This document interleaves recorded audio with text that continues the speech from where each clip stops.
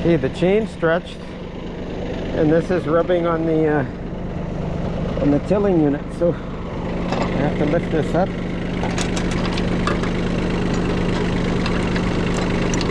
Through here and wire it so it's nice and tight.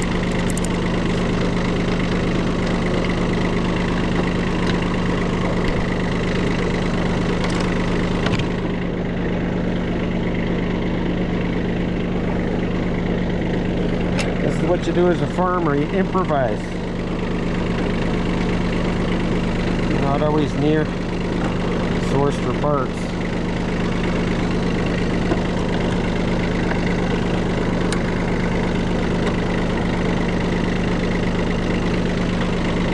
There, now that's nice and high. This one could be snugged up as well. Snugged up to here.